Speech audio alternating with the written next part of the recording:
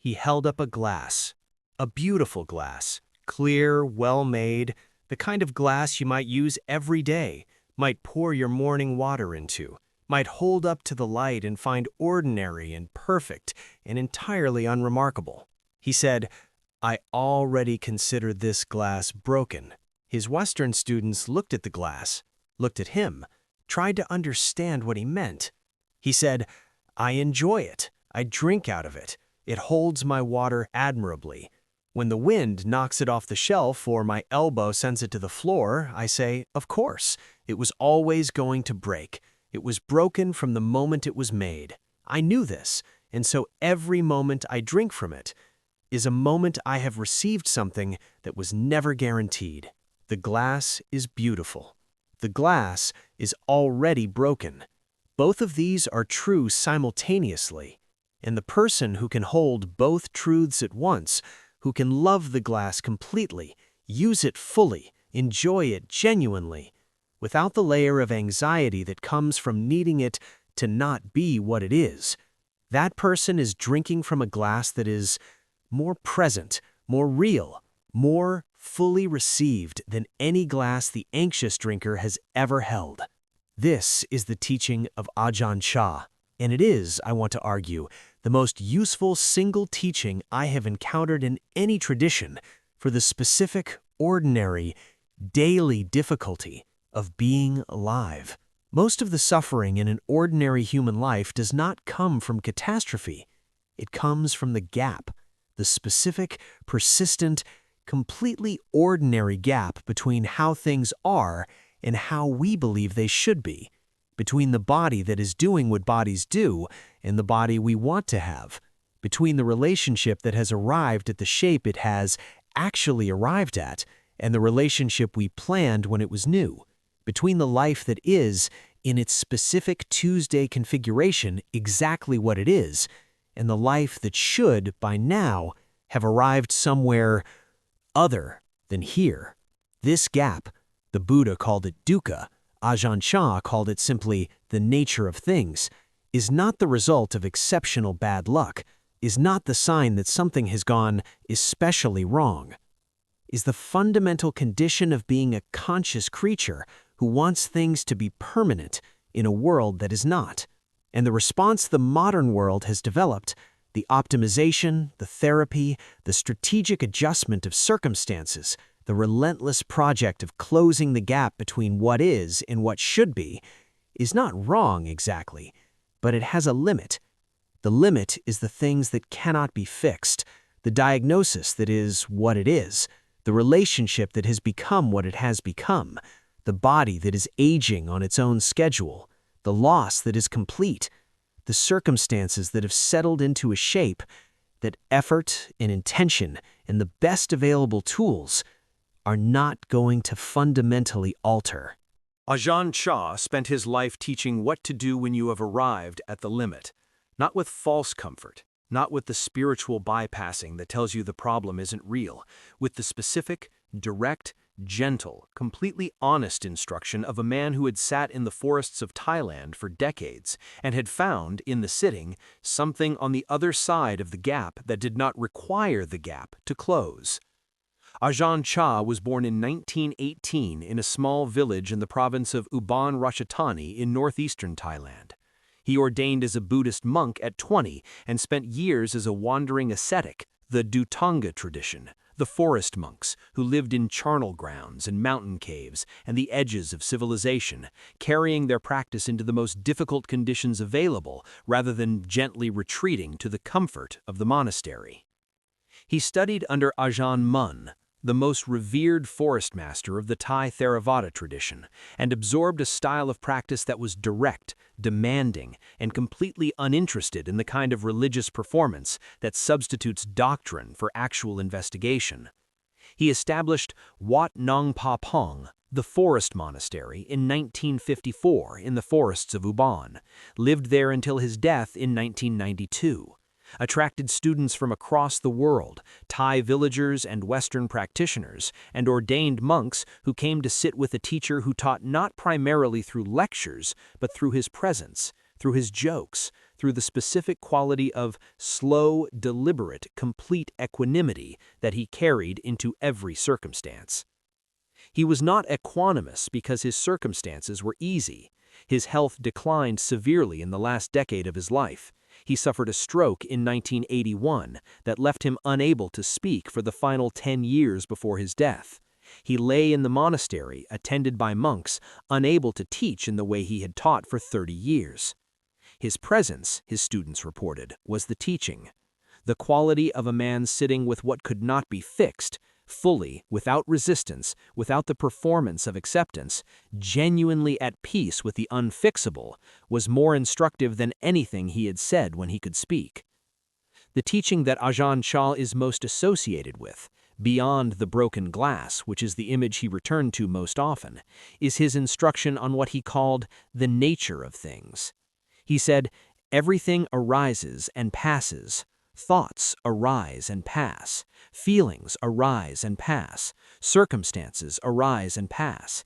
Even the sense of being a self, the continuous, boundaried, apparently permanent self that is having all these experiences, arises and passes moment by moment in the stream of experience.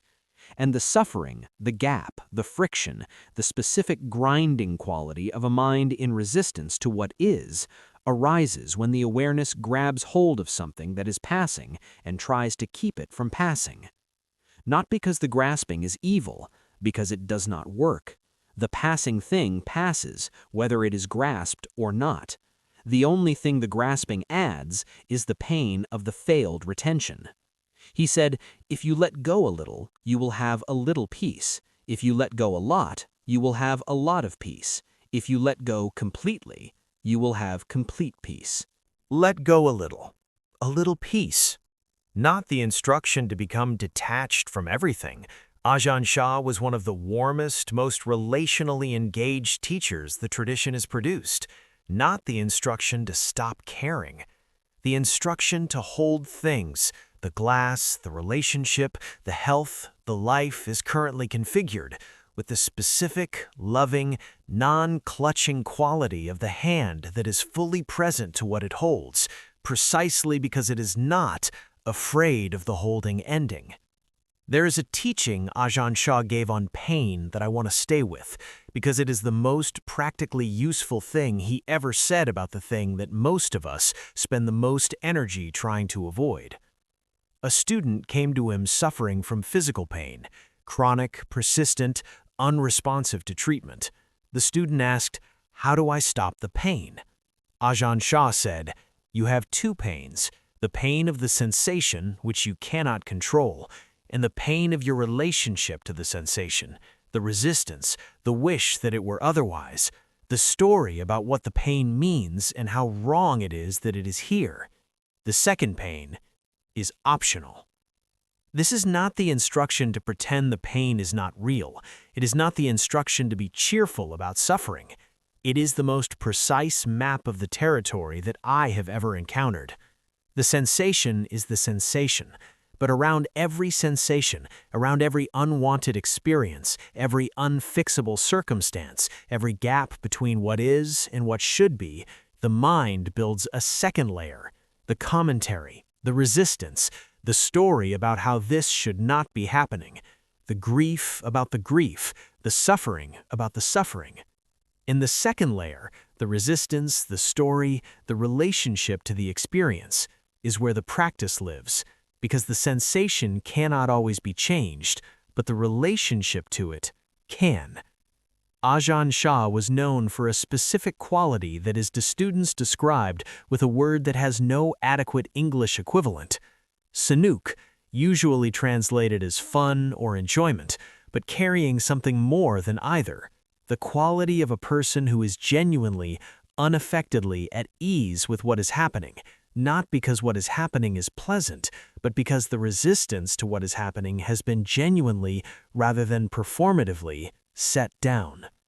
He laughed often, told jokes, found the absurdity in the situations that produced suffering in his students, and pointed at it, gently, without cruelty, in a way that could suddenly make the suffering look like what it sometimes actually is, the mind taking itself, more seriously than the situation quite deserves. He said, "If you understand impermanence clearly, you smile. If you understand it fully, you laugh."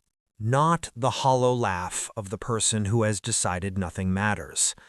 The genuine, fully inhabited, completely present laugh of the person who has set down the weight of needing things to be other than they are, and discovered that the world, encountered without that weight, is considerably lighter, and considerably stranger, and considerably more interesting than the suffering about it allowed them to see. Now the bridge. Because Ajahn Chah was teaching in a specific context, Thai Theravada Buddhism, forest monasticism, the specific conditions of practitioners who had chosen to organize their entire lives around the investigation of the mind. Most of us have not done that. Most of us are living the householder life, the life of relationships and careers, and the ongoing, thoroughly untidy project of being a person in the world with other people. But most of us know from the inside the territory he is describing, the situation that cannot be fixed, the relationship that is settled into a shape that will not fundamentally change, the health circumstance that must be lived with rather than resolved, the loss that is complete, the thing that is what it is, and that the mind keeps returning to, keeps pressing against, keeps generating the second layer of suffering around, not because the returning will change it, but because the mind does not yet know what else to do with it. Ajahn Chah's instruction, simple, direct, completely without sentimentality, is this: sit with it. Not to fix it, not to accept it in the sense of endorsing it, to let the resistance, the second layer, the suffering about the suffering, be seen clearly enough that it can begin to thin. It does not thin immediately. It thins the way the glass teaches, by holding the impermanence alongside the love, by receiving the moment as the moment it actually is, by gradually, incrementally, with the patience of a man who sat in the Thai forest for 40 years, loosening the grip that is producing the second pain. Here is what Ajahn Chah asks of you, practically, today. First, identify the second pain. There is something in your life right now, a circumstance, a physical reality, a situation that is settled into its shape, that you are suffering about in 2 layers. The first layer is the thing itself. The second layer is the resistance to the thing, the commentary, the "this should not be happening," the ongoing story about what it means and how wrong it is. Identify the second layer. Not to dismiss it, it is real and it is understandable. Simply to see it as what it is, a layer, separate from the thing itself, removable in principle, while the first layer remains exactly as it is. The seeing is the beginning, not the end, the beginning. The second pain that has been seen clearly has already begun to thin. Second, hold one thing as already broken. The glass teaching. Choose one thing you love, and for whom the fear of its loss is adding a second layer of anxiety to the first layer of love. Hold it today with Ajahn Chah's specific quality of attention. The thing is beautiful. The thing is already broken. Both truths simultaneously. The love and the impermanence at once. Not to diminish the love, but to free it from the grip that loving anxiously produces. You will find that the love, held this way, is not less. It is more. More present, more real, more fully received, because the hand that holds it is not afraid. Third, sit with the unfixable for 5 minutes. Not to fix it, not to process it, not to extract the lesson or find the silver lining or make progress toward the resolution that is not available. 5 minutes with the thing that cannot be changed, with the attention of a person who has decided for 5 minutes, just for these 5 minutes, to stop pressing against it, to let it be what it is, to sit with the resistance without adding the resistance to the resistance. This is the hardest practice in this script. It is harder than the morning thought, and harder than the evening review, and harder than any of the other practices, because it requires giving up, temporarily, in a bounded way, the project of improvement in the area where the improvement is not available. Ajahn Chah sat for 40 years. 5 minutes is a beginning. Fourth, find the Sanook. Once this week, in the middle of the difficulty, in the presence of the unfixable thing, look for the absurdity, the specific Ajahn Chah quality of the situation that is, from a sufficient distance, slightly ridiculous.